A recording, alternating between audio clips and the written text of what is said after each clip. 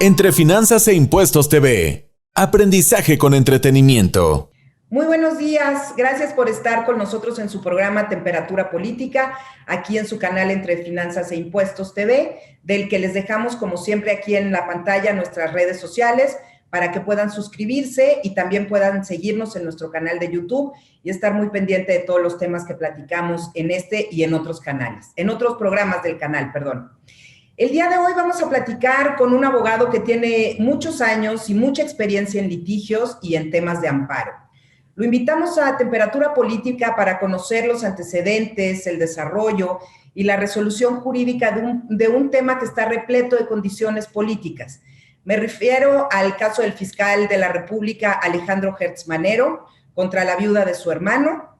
Entonces vamos a conocer cuáles son los temas jurídicos que están detrás. Para hablar de este tema nos acompaña el día de hoy el licenciado Fabio Silli. Quédense con nosotros. Gracias.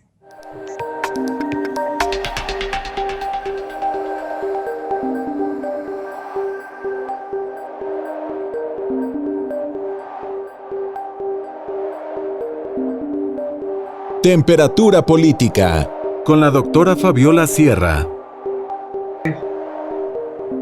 Gracias por estar de vuelta en Temperatura Política. Antes de empezar a platicarles del tema o que nos platiquen del tema, déjenme a mí contarles un poco sobre la trayectoria de nuestro invitado especial del día de hoy. Fabio Silli López es licenciado en Derecho por la Universidad Autónoma de México, maestro en Derecho de las Telecomunicaciones por la Universidad Pontificia de Comillas en Madrid y maestro en Derechos Fundamentales por la Universidad Carlos III, también en Madrid. Actualmente es asociado del bufete jurídico Cuéllar Salas y Cuéllar Estefan, dedicado a litigio y asesoría jurídica en asuntos de carácter constitucional, civil, mercantil y administrativo. Ha participado en la Administración Pública Federal, en instituciones como la Procuraduría Agraria, el Instituto Nacional de Migración y la Secretaría de Comunicaciones y Transportes, donde se desempeñó como asesor jurídico del señor secretario. Fabio, bienvenido a Temperatura Política. Hola Fabiola, muchas gracias. Me siento muy contenta de tener aquí un abogado experto en temas de litigio y que has estado mucho tiempo conociendo sobre todo los temas de amparo para que nos ayudes a entender un poco toda esta discusión que ha habido en la Corte sobre el caso de Hertz Manero y Alejandra Cuevas, ¿no? Tenemos a dos mujeres acusadas por el fiscal de la muerte de su hermano, Federico Hertz, Laura Morán, quien fue pareja de Federico, y según la acusación del fiscal, ni ella ni su hija Alejandra Cuevas le habrían brindado la atención médica necesaria para evitar la muerte. Entonces, Fabio, estamos hablando aquí de un asunto que involucra la libertad de dos mujeres y la eventual justicia para una persona fallecida. Pero en el fondo estaríamos hablando, o lo que estaría en juego sería la autonomía y la credibilidad de las instituciones de justicia del país.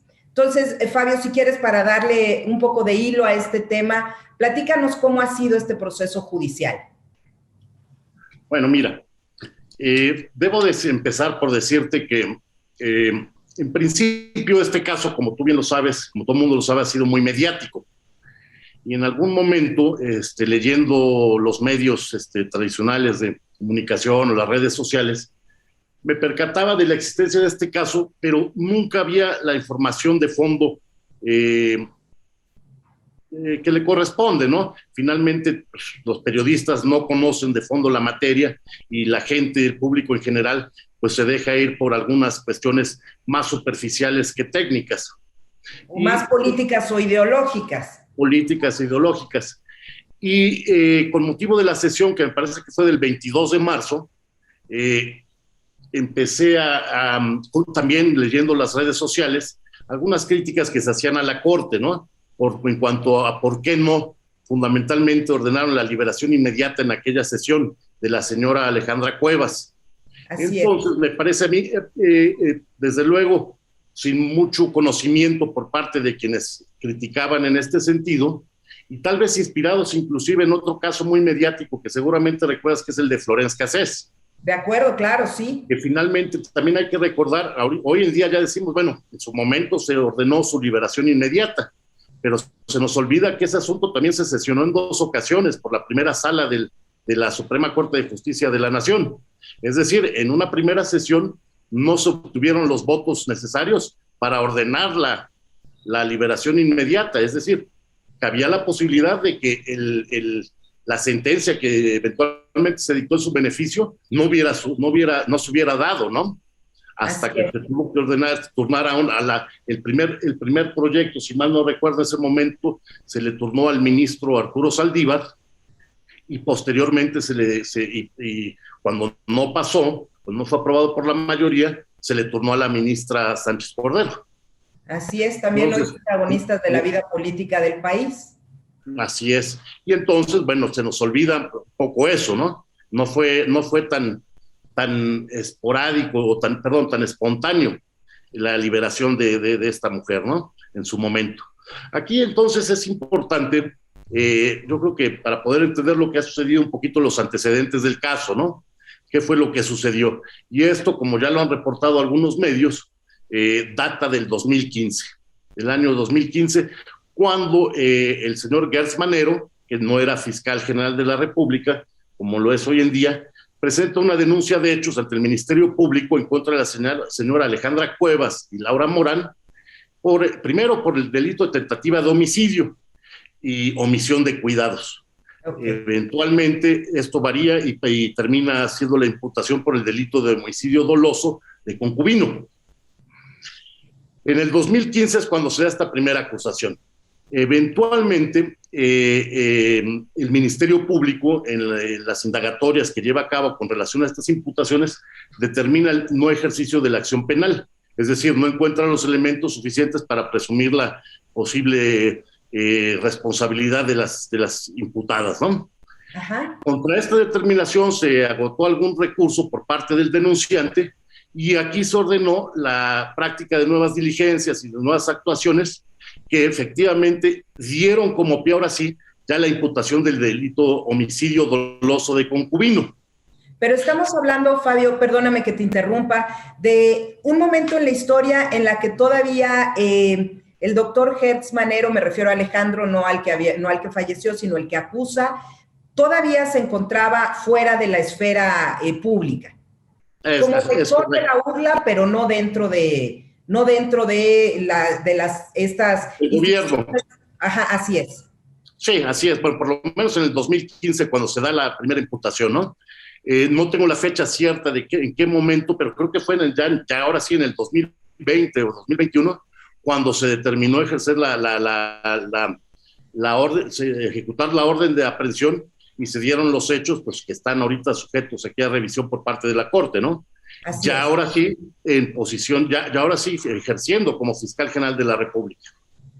De acuerdo. Fabio, entonces, primero se presenta, si no mal recuerdo, la orden de aprehensión la dicta una juez de la Ciudad de México, ya estando en el cargo el fiscal Gertz Manero, y meten a la señora Alejandra Cuevas a la cárcel, y está prófuga de la justicia en ese momento, la concubina de Federico Gertz. Yo ese detalle... Sí, no, dime. Yo ese detalle de que esté prófuga la señora Laura Morán, creo que no sé si sea exacto. Yo lo que tengo entendido es que ella hubiera seguido exactamente la misma suerte de la señora Alejandra Cuevas al no haber sido por su edad. Tengo entendido que es una persona de 88 años. De acuerdo. Que no podría enfrentar el juicio pues, tras las rejas, ¿no? Privada de su libertad, como ha sido el caso de Alejandra Cuevas. Dame unos minutitos, Fabio, para ir a un corte y regresamos justo en ese momento de la historia. Quédense con nosotros. Temperatura política. Continuamos.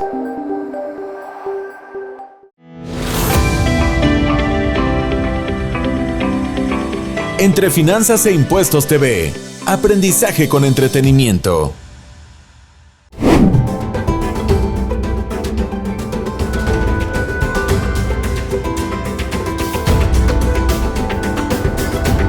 La empresa es la clave.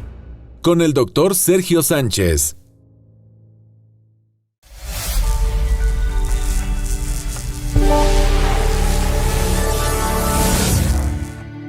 Entre Finanzas e Impuestos TV. Aprendizaje con entretenimiento.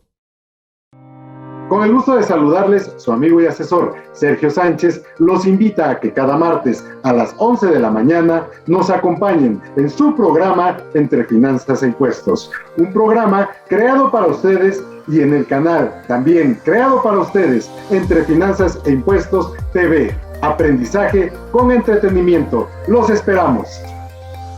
Hola a todos, mi nombre es Giancarlo Bonacher y tengo el gusto de invitarlos a este programa que le estamos llamando Liderazgo y Coaching. Un programa que espero que se lleven muchas herramientas que les ayuden a mejorar la relación que tienen con sus colaboradores, la influencia que pueden ejercer con ellos y obviamente con esto los resultados. El programa será los sábados a las 12 de mediodía en este gran canal que estamos lanzando Entre Finanzas e Impuestos TV. No se olviden, los espero en el programa Liderazgo y Coaching los sábados a las 12 en este su canal Entre Finanzas e Impuestos TV. Los espero. Temperatura política.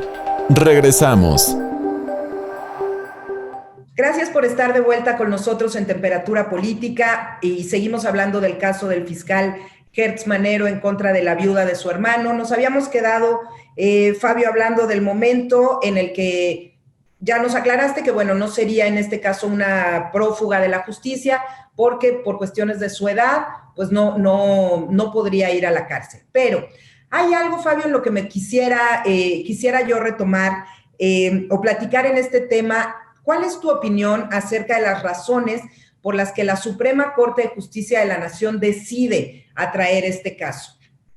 Bueno, la Suprema Corte de Justicia de la Nación tiene facultades para, concretamente en el caso de la revisión, según lo establece la ley de amparo, de atraer algún caso que normalmente le correspondería conocer a un tribunal colegiado de circuito, pero que por causas especiales pudiera determinar que sea conveniente que conozca el máximo tribunal.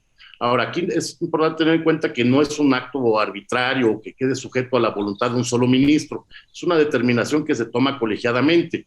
Y en el caso concreto, se sometió a la necesidad la necesidad de atraer el caso, se sometió a la consideración del Pleno y fueron 8 ministros quienes finalmente concurrieron en el sentido de que había situaciones especiales que ameritaban la atracción del caso.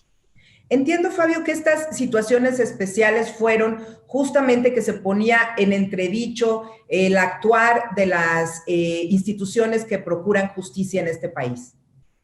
Sí, yo creo que uno de los criterios fundamentales fue precisamente la posición del fiscal general de la República, ¿no? Como parte, finalmente él era denunciante en su momento, y sí hay cierta, pues no sospecha, pero podemos decir cierto desequilibrio. Es una persona ciertamente poderosa por la posición que ocupa, comparación de las personas denunciadas, ¿no?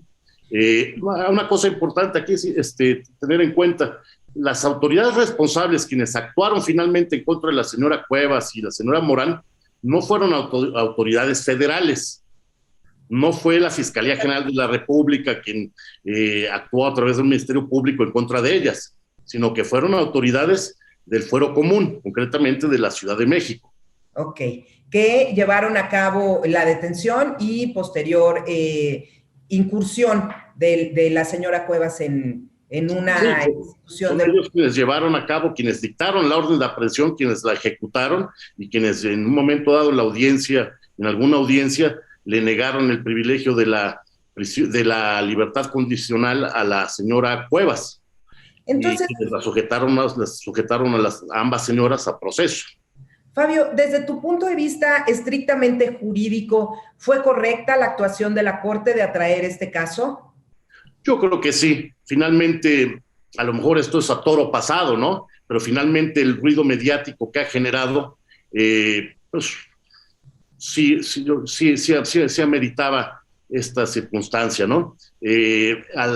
Como decíamos al principio de la intervención, hace unos minutos la Corte finalmente resolvió de fondo estos temas, ordenando la liberación inmediata de la señora Cuevas y dejando sin efectos la orden de aprehensión, y sí nos deja pues un cierto nerviosismo de que pudiéramos de que cualquier ciudadano pudiera estar en esas mismas circunstancias, ¿no? Sin muchos elementos, tener que enfrentar la prisión. Claro. Fabio, antes de pasar a este punto de la resolución última de la Corte, quisiéramos, para que nuestro auditorio entendiera completo, que pasáramos primero por el primer proyecto que presentó el ministro Alberto Pérez Dayán, que entiendo fue el 14 de marzo. Todo el mundo estaba a la expectativa, ¿no?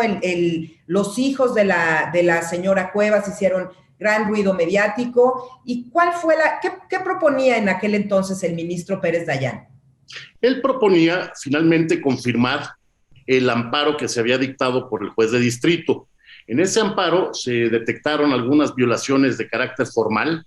Se mencionan, por ejemplo, algunos temas de violación a los principios de exhaustividad, de congruencia. Todo esto atañe al tema de la debida o suficiente fundamentación y motivación. Pero eran aspectos formales, de modo tal que en aquella sentencia del juez de distrito se ordenaba a la sala responsable para que subsanara dichas violaciones formales y con plenitud de jurisdicción emitiera una nueva resolución atendiendo lo que pudiera surgir a la luz de las nuevas actuaciones, ¿no? La propuesta era regresarlo digamos, a la instancia jurídica previa para que ellos resolvieran sin dejar sin efecto el tema de la libertad de la señora Cuevas. Que lo determinara la sala penal correspondiente, pero que sí subsanara los vicios formales y que en plenitud de jurisdicción, y esto se debe entender, o sea, bueno, con las nuevas actuaciones que vayan surgiendo a la luz de lo que está ordenando la ejecutoria de amparo, determine si hay elementos suficientes para cambiar la determinación que originalmente se había dictado, que en este caso bien podría haber sido ordenar la liberación inmediata. Sin embargo, esto no, y así más o menos venía el proyecto del ministro Pérez Dayán. Confirmaba el amparo para los mismos efectos, pero esto en un principio generó mucha inconformidad en la gente, pero no era del todo equivocado, porque finalmente, como se discutió en el Pleno, este proyecto se fundaba en jurisprudencia que ha emitido la propia Suprema Corte, que tiene que ver con el tema de la revisión y de la revisión adhesiva, que operan en materia de amparo. Fabio, perdóname que te interrumpa. Explícanos qué significa esto de la revisión adhesiva. La revisión adhesiva es accesoria al recurso de revisión que siempre ha existido en materia de amparo, particularmente en amparo indirecto, en el que se revisa normalmente el Tribunal Colegiado de Circuito las sentencias que dicta el juez de distrito. Ok. El recurso de revisión es el que se interpone para que se resuelva el fondo del asunto. Vaya, es decir, cuando se obtiene una sentencia desfavorable, se acude al Tribunal Colegiado de Circuito y atacar las determinaciones del juez de distrito, determinaciones o consideraciones que no se ajustan apegadas a derecho, de modo tal que se revoque esa sentencia y se termine, en el caso del quejoso, otorgando una sentencia favorable, que ampare, que otorgue el amparo en favor del quejoso, ¿no? De acuerdo. La revisión adhesiva, a diferencia de esta, se interpone o se reserva para el caso de que, habiendo obtenido una sentencia favorable en el amparo indirecto, sujeto a que la contraparte interponga el recurso de revisión, quien obtuvo la sentencia favorable en primera instancia pueda robustecer los argumentos o las consideraciones que formuló el juez para otorgarle el amparo. Es decir, si prospera, se estudiaría esta revisión adhesiva, si la revisión que interpone la contraparte resulta fundada y se modifican las consideraciones, atender ahora los razonamientos que plantea la contraparte. De acuerdo. Para que ese amparo subsista. Ok. ¿No? De acuerdo a esto que nos acabas de mencionar hace unos momentos, que no estás desde el punto de vista jurídico en completo desacuerdo de este primer proyecto, justo antes de que se presentara, se vio además, por eso decía yo al inicio del programa que es un tema eminentemente jurídico, pero que estuvo plagado de temas políticos. Tuvimos ahí la filtración de unas llamadas del fiscal que puso en entredicho, y esto nos puso a ver la votación, todos atentos a lo que decía la Corte en aquel entonces, y es probable que esto haya definido y que nos hayan presentado esta nueva resolución que, si me permites, regresando del corte, nos vamos ya con la parte de lo que resolvió finalmente la Corte con respecto a este tema. Vamos a un corte comercial y regresamos en un momento. Temperatura política. Continuamos. Hola, ¿qué tal? Mi nombre es Neftalí Martínez, soy consultor en gestión estratégica y quiero invitarlos a acompañarnos todos los miércoles a las 5 de la tarde a través de su canal Entre Finanzas e Impuestos TV. Nuestro programa será Cultura Empresarial, a través de la comunidad croadora, donde solo entre todos lo podemos todo. Quiero invitarlos a platicar con nosotros acerca de modelos de negocio, acerca de pensamiento estratégico, de orientación a resultados y de una cultura empresarial de mejora continua. Con lo que se pueda, hasta que se pueda. El negocio de ser negocio. Creo que a todos nos interesa llegar a este esquema en el cual pasamos del sobrevivir al supervivir. No se lo pierdan. Cultura empresarial, cultura emprendedora a través de Entre Finanzas e Impuestos TV, todos los miércoles a las 5 de la tarde. Mi nombre es Neftalí Martínez y será un placer platicar con ustedes acerca de el negocio de ser negocio.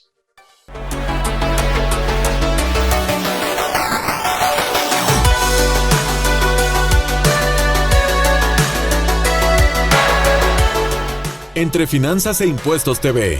Aprendizaje con entretenimiento.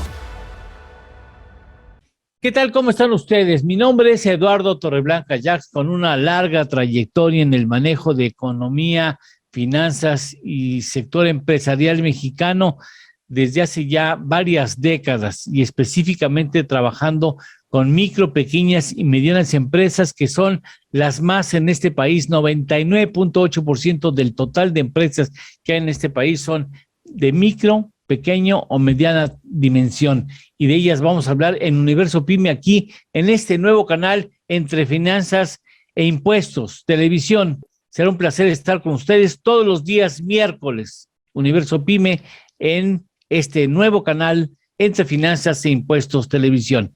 Bienvenidos. Temperatura política. Regresamos. Regresamos al último bloque de Temperatura Política con nuestro invitado de lujo del día de hoy, Fabio Zilli, que nos está dejando muy claro cuáles son las vertientes jurídicas en este caso que se volvió tan polémico, sobre todo porque está demasiado involucrado con temas políticos. Fabio, finalmente el 28 de marzo el ministro Alfredo Gutiérrez Ortiz Mena presentó un nuevo proyecto ante los ministros de la Corte en el que, ¿qué resolvieron, Fabio? Cuéntanos. Bueno, resolvieron finalmente ya sobre el fondo del asunto, declarando la inconstitucionalidad de todos los actos que dieron pie a esto, ordenando la liberación inmediata de la señora Alejandra Cuevas y dejando sin efectos la orden de aprehensión. Es decir, no se demuestra, se determina para efectos prácticos que no existen los elementos del delito que se le está imputando, ¿no? Que si esto implicaría la liberación inmediata de la señora Cuevas. Sí, así se determinó, inclusive al final de la sesión, la última intervención del presidente de la Corte, del ministro Arturo Saldívar, se ordena precisamente eso, que no lo cito textualmente, pero a efecto de que se le notifique a las autoridades responsables de la manera más expedita y más pronta posible, se les notifique sobre esta determinación y se proceda en consecuencia, ¿no? Pero hay algo que a mí me gustaría nada más ahondar respecto de la primera sesión, sí, sobre el tema de la revisión adhesiva. No era cosa menor porque efectivamente el proyecto del ministro de Pérez Dayán se atenía a la jurisprudencia. ¿Qué es lo que sucedió? Al ser infundados los agravios del fiscal, del hoy fiscal, que en aquel entonces, que en este amparo figuraba como tercero interesado, por el carácter accesorio de la revisión adhesiva, ya no se podía entrar al estudio de esta misma revisión adhesiva, que fue la que interpusieron la señora Alejandra Cuevas y Laura Morán. Eso es lo que normalmente sucede con la revisión adhesiva. Solamente procede su estudio si es fundada la revisión principal, si se vale la expresión. Okay. Y aquí entonces se confirmaba la sentencia originalmente impugnada para los efectos que ya hemos mencionado. Esto no era del todo equivocado, pero sí fue muy criticado en redes sociales y sí dejaba cierto, vamos a decir, sinsabor, porque finalmente si se había ejercido la facultad de atracción por la Corte y se había determinado que había un caso de ciertas características especiales, y si bien también en la Constitución y en la propia ley de amparo se privilegia la resolución de asuntos del fondo del asunto se debe privilegiar el fondo sobre las formas, sí dejaba un sinsabor. Por lo tanto, ahí fue donde empezó a surgir una división muy interesante entre los integrantes del Pleno. Ahí, inclusive, se vio en la sesión del lunes pasado cómo darle la vuelta al tema de la revisión adhesiva, cómo darle la vuelta a ese criterio que realmente impedía que se estudiara el tema de la revisión adhesiva. Claro que son, digamos, temas muy técnicos y muy complejos, pero pues para eso estás aquí, para contarnos y para que nuestro público y todos nosotros podamos entender este fondo. Fabio, hay una pregunta que yo tengo sin ser abogada, pero sí habiendo seguido este tema y la resolución de la Corte. Hubo dos temas principales que me llamaron a mí la atención de esta revisión.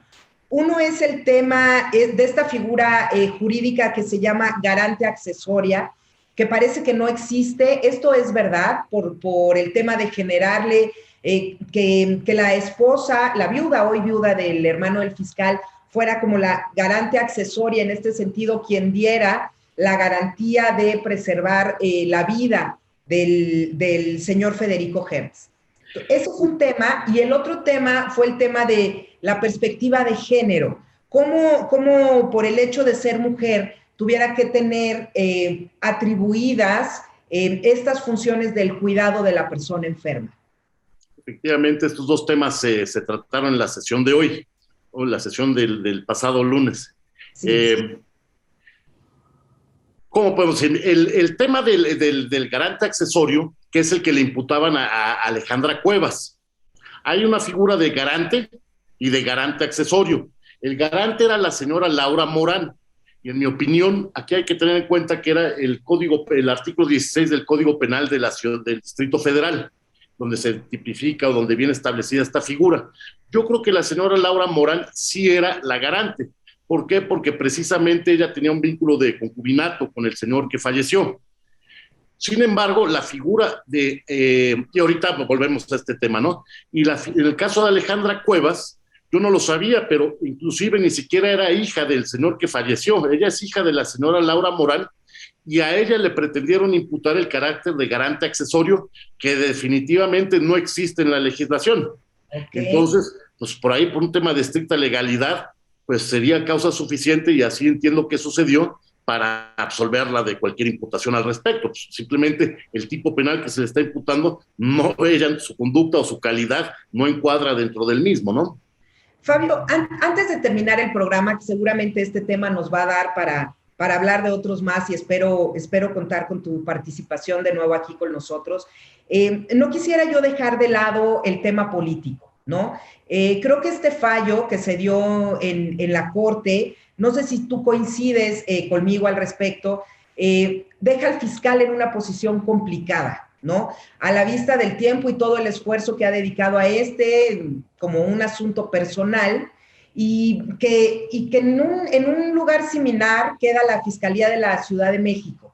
¿Cuál crees tú que sea el futuro del fiscal o el futuro de la Corte o de la Fiscalía de la Ciudad de México? Sé que no tenemos ninguno de los que nos dedicamos al estudio de las ciencias sociales una bola de cristal para adivinarlo, pero desde tu punto de vista, ¿queda debilitada la posición del fiscal? Tal vez políticamente, tal vez desde el punto mediático, ¿no? Pero también, ¿por qué descartar de entrada todo en esta sociedad en la que vivimos? Todo lo politizamos, todo lo vemos desde un sesgo muy particular, sin abarcar muchas cosas, pero finalmente quien falleció era su hermano. Sin duda. ¿No? Sí. Y él, ¿por qué demeritar o por qué desvirtuar de entrada las imputaciones que él pudo haber hecho, ¿no? Él pudo haberse sentido afectado por las razones que fueran. sí podemos sospechar la intervención del ejercicio del gran poder que desde su posición puede ejercer. Sin embargo, como te decía hace rato, la posición, quienes emitieron esos actos fueron las autoridades de la Ciudad de México. Y en todo caso, bueno, pues si hay irregularidades o si hay temas para fincar responsabilidades, serán ellos quienes tendrán que responder, ¿no?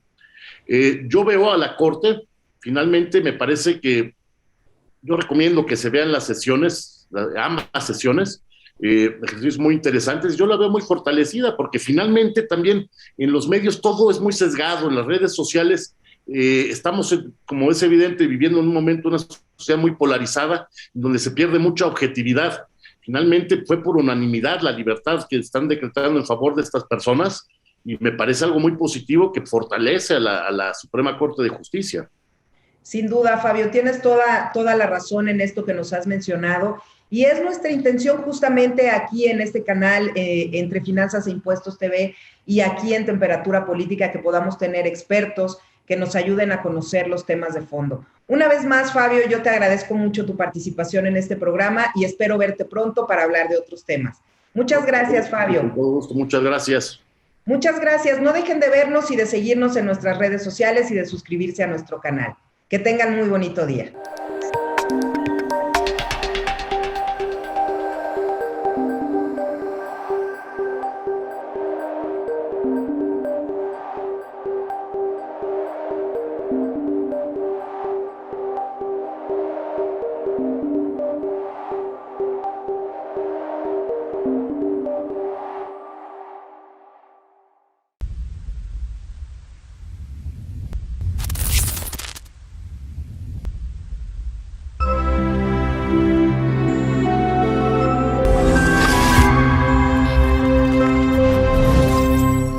Entre Finanzas e Impuestos TV. Aprendizaje con entretenimiento.